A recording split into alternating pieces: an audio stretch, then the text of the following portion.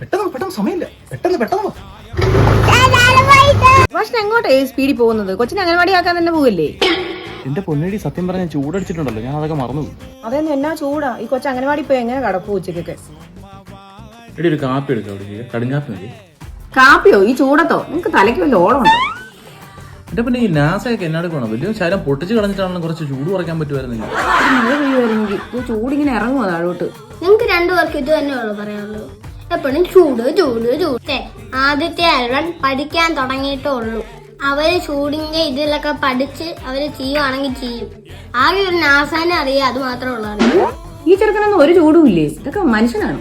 ഞാനൊരു കാര്യം ചോദിച്ചോട്ടെ, നിങ്ങൾ രണ്ടുപേരും കൂടെ ഇവിടെ എത്ര മരം പിടിപ്പിച്ചു വെച്ചിട്ടുണ്ട്?